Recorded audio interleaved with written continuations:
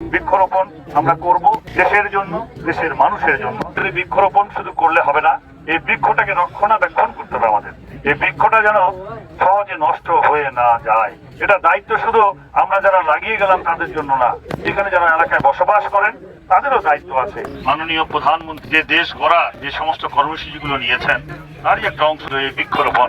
এই বৃক্ষরোপণ অনুষ্ঠানে তো আমাদের আজকে সভাপতি জনাব রেজাউল ইসলাম, সুযোগ্য সম্মানিত উপজেলা নির্বাহী অফিসার বিরল উপস্থিত আছেন, ভারপ্রাপ্ত কর্মকর্তা বিরল থানা জনাব আল ইমরান সাহেব উপস্থিত আছেন, আমাদের ওয়ার্ল্ড ভিশনের সম্মানিত কর্মকর্তা কর্মচারীবৃন্দ, আমার সম্মানিত শিক্ষক মন্ডলী, আমার ছাত্রছাত্রী বৃন্দ এবং অভিভাবক বৃন্দ, প্রিন্ট মিডিয়ার এবং ইলেকট্রনিক মিডিয়ার সাংবাদিক বৃন্দ, প্রশাসনের কর্মকর্তা কর্মচারীবৃন্দ, আমার দল বাংলাদেশ জাতীয়তাবাদী দলের বিভিন্ন নেতৃবৃন্দ, সকলকে জানাচ্ছি শুভেচ্ছা। মুসলমান সম্প্রদায় যারা আছেন সকলকে জানাচ্ছি আসসালামু আলাইকুম। হিন্দু সম্প্রদায় যারা আছেন জানাচ্ছি আদাব। আজকে আমি এই জায়গাটায় এসে এত ভালো লেগেছে যে এরকম পরিবেশে যদি ঘন্টার পর ঘন্টা বসে থাকা যায় তাও মনে একটু আনন্দ পাওয়া যায়। এই পরিবেশটাকে আরো মনোমুগ্ধকর করে তুলেছে আমাদের মাননীয় প্রধানমন্ত্রী জনাব তারেক রহমান সাহেব।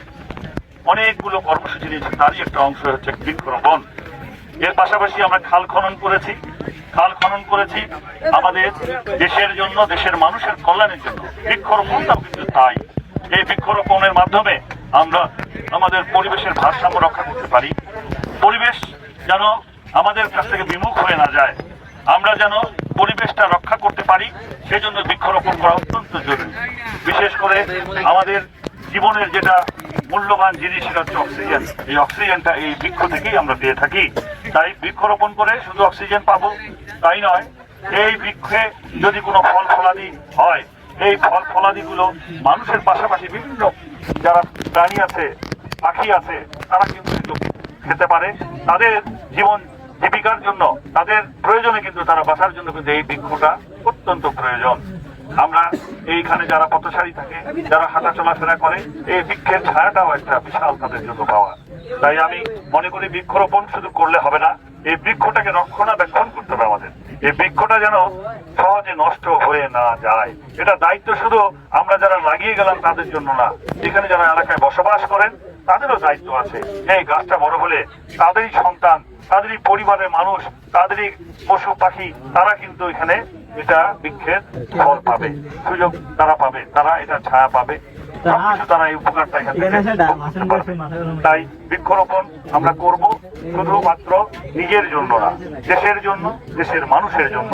কিছুক্ষণ আগে আপনারা হয়তো শুনেছেন যে আমরা প্রায় 1,500 ছাত্র ছাত্রী, সাধারণ মানুষ, বিভিন্ন দলের নেতৃবৃন্দ সহ আমরা মাদক বিরোধী একটা র্যালি করে আসলাম।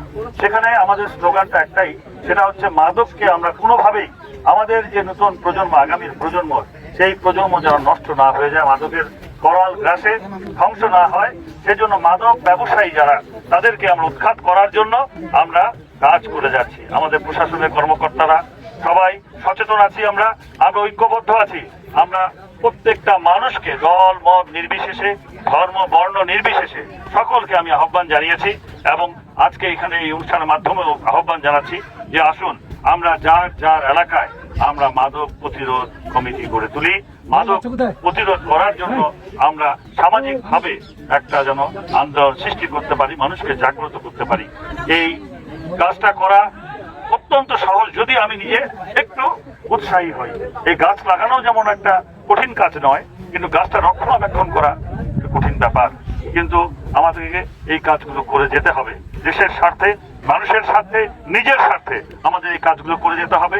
এটা করার পাশাপাশি আমাদের ছাত্রছাত্রী ভাইরা, স্কাউটের যারা আছেন, আমি তাদের সকলকেও ধন্যবাদ, কৃতজ্ঞতা জানাচ্ছি যে একটা সুন্দর অনুষ্ঠানের আয়োজন করেছেন আপনারা।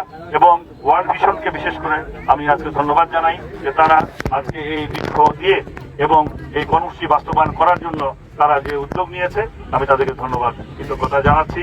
আমি সকলকে আবারও ধন্যবাদ কৃতজ্ঞতা জানিয়ে আজকের এই অনুষ্ঠানটা সুন্দর, সার্থক হোক, সফল হোক এবং এই বৃক্ষরোপণের আমি শুভ উদ্বোধন ঘোষণা করছি। সকলকে ধন্যবাদ। আসসালামু আলাইকুম।